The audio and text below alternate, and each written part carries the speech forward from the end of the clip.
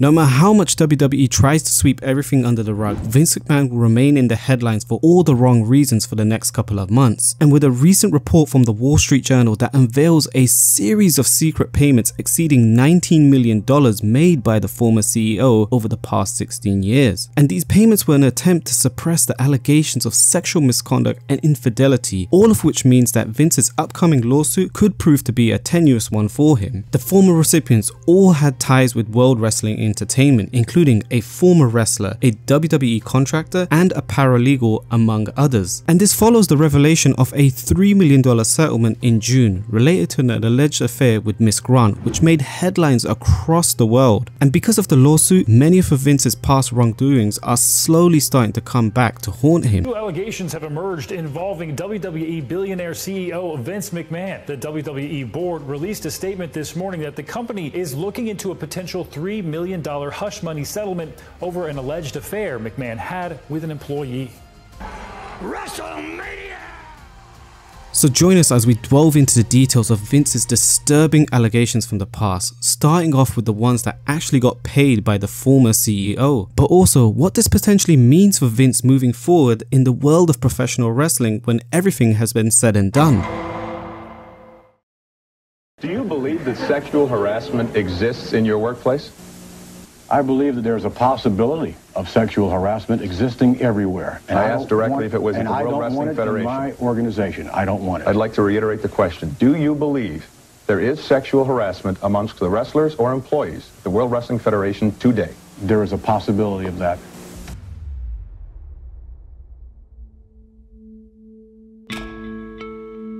Rita Chatterton had the privilege of being the first female referee to work in the biggest wrestling company in the world. And it sucks that she isn't remembered for the work that she did, but more so for the accusation that she made against Vince McMahon. Back in 1992, Rita went public with an allegation and stated an unfortunate incident happened in 1986. She wanted to discuss her career and contract with Vince McMahon after a dinner. The then CEO invited Rita inside of his limousine, and what happened next is utterly disturbing. Vince offered Rita a $500,000 contract, but in order to have gotten that, Rita had to satisfy Vince. She states that she was forced to give oral sex, but when Rita tried to resist, that's when Vince allegedly raped her. And coincidentally, this all happened in 1986, which also happened to be the last year that Rita worked for WWE. On and on.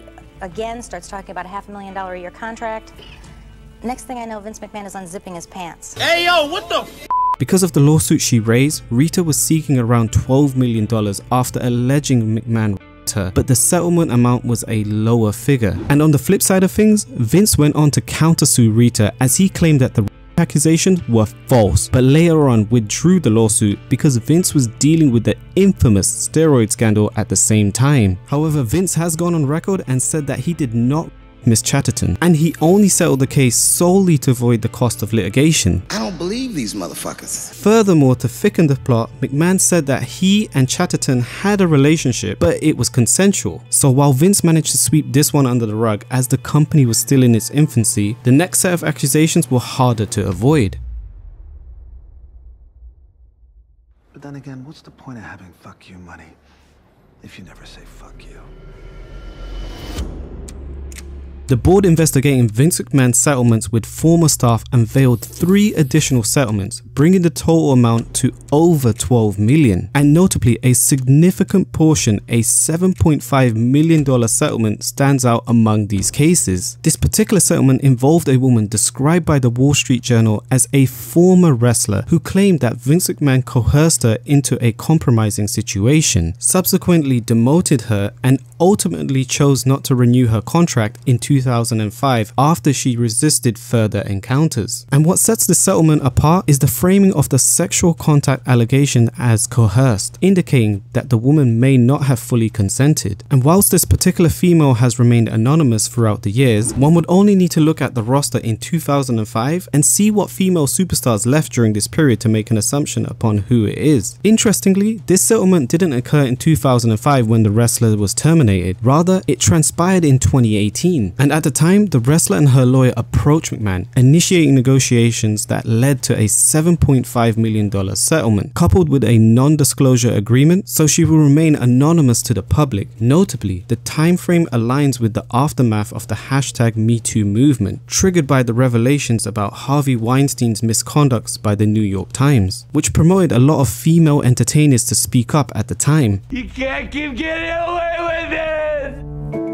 And in a separate incident, being his third one now, McMahon reportedly agreed to pay about $1 million in 2008 to settle allegations from an ex-WWE contractor who accused him of sexual harassment in the workplace and sending her unsolicited nude photos. The woman in question signed a non-disclosure agreement as part of the deal, so not much more is known about what happened. And finally, the fourth claim came in 2006. McMahon is also alleged to have paid $1 million in exchange for the silence of a former manager on the corporate side. She claimed that the WWE boss initiated a sexual relationship with her, and while Vince thought it was consensual, she didn't believe it to be so, which ended up costing Vince dearly, I guess. So these are the 4 known cases where individuals managed to actually get something out of Vince and WWE. And it should be noted that they're just payouts to settle the case and doesn't necessarily mean he's guilty, but it's hard not to make the assumption considering how many people have spoken out about him. And as for the next individuals, they weren't so fortunate in getting any sort of money from Vince McMahon.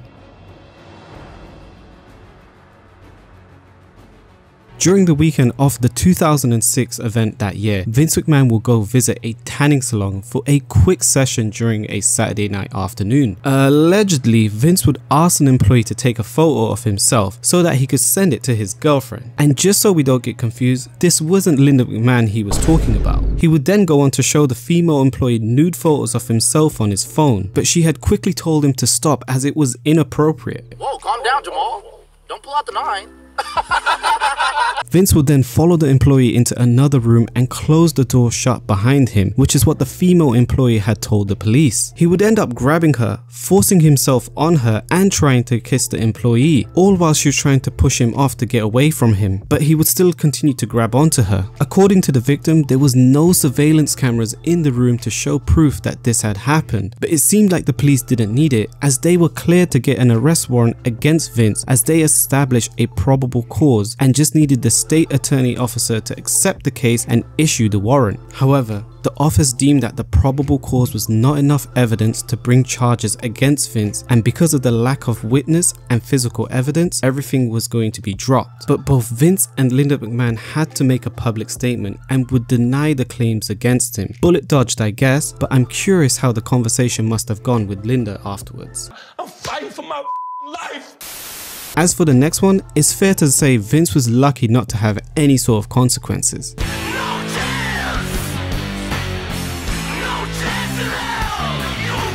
Back in 2011, a woman claimed that while she was employed as a spa manager, she was sexually assaulted by Vince McMahon at a luxury resort in Southern California where she worked. She then confided in her husband, who subsequently attempted to confront McMahon at a WWE event with a baseball bat but was stopped by security. And it had been reported that the woman's lawyer has still been in communication with McMahon's representatives since July of 2022. But later on, it was revealed that Vince would end up refusing to pay any of the settlement fees for this case as he believed he was innocent. This is not me. I'm fighting for my life. Though what happened to these women is unfortunate, the positive they can take away from it is that they didn't need to interact or see Vince in their place of work, which leads us to our next set of victims. No.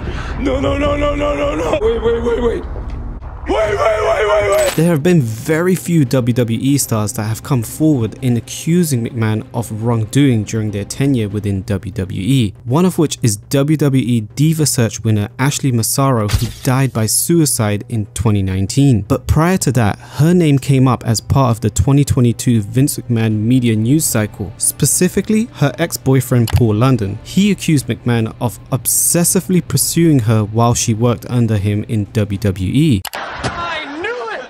He would go on to say that he was surprised that none of this has come out within the last 10 years, because during his time in WWE, he would find his then girlfriend crying because Vince was propositioning her to fly on the jet with him or inviting her back to his hotel room. She would be crying to me because Vince was propositioning her to fly on the jet with them. You know, he'd be knocking on her door and, you know, trying to get her to answer. And it's just like, I'm surprised it hasn't come out within the last 10 years. But that just goes to show how afraid people are of that power dynamic. But sadly, that wouldn't be the only case for Ashley within WWE, as another incident occurred back in 2006 when WWE was doing a tour in Kuwait. Ashley alleged that she was by someone who claimed to be a United States Army doctor. She claimed that she was injected with a drug that left her unable to scream or move before she was taken advantage of. And when Ashley brought this unfortunate incident to Vince's attention, she was told to keep quiet in order to maintain a company relationship with the military. In 2006, WWE superstar Ashley Massaro was allegedly drugged and raped by multiple U.S. servicemen while on a trip to Kuwait. She claimed that she told Vince McMahon and other executives at the WWE, but that they covered it up and asked her to as well. WWE has since denied all of this. However, when Ashley sadly took her own life in 2019, her lawyer released a sworn affidavit in which Ashley claimed that she was indeed in 2006, and this has gotten more coverage as John Laurinaitis' lawyers has stated that upper level management became aware of the allegations but chose to do nothing, which is concerning for everyone involved. Vince has always gotten his way within WWE, and the talent are usually forced to go with the plans most of the time. Lita unfortunately was one of those talents who couldn't say no when a bizarre idea was presented to her. Who could forget the infamous live sex celebration from 2006? It was a wild segment to see on TV, but the backstage scenes weren't all that fun. Everyone involved in the segment was against the idea. John Cena, Edge, Lita, and more backstage asked for the segment to be written off television. However, Vince was hell-bent on proceeding with this segment. Lita at the time was uncomfortable in doing it, and Vince convinced her, not by reassuring her or anything, but by threatening to fire her. Corporate called, you're fired. Oh dear. And this was confirmed by Lita herself when she revealed on her Twitch stream that she was threatened to be fired from the company had she not gone along with the plans. This just goes to show the mentality of Vince. He's always pressured his performers into doing things even if the talent feels uncomfortable with it. And the sad truth is, while there have been loads of cases of women coming forward, it may just be the surface being scratched right now, as speaking out against one of the most powerful men within the company comes with its fair share of problems, because even his own daughter had problems working for Vince, which just goes to show the type of environment that had been created. That being said, if a positive can be taken out of this whole Miss Grant situation, is that female superstars are starting to have their voices heard and are more forthcoming when it comes to speaking up about these type of situations. There's another female wrestler, this one's still in the business, and she spoke exclusively with News Nation, and we promised to keep her name secret for now. She says, quote, "I wish I could speak on the matter. Unfortunately, I cannot.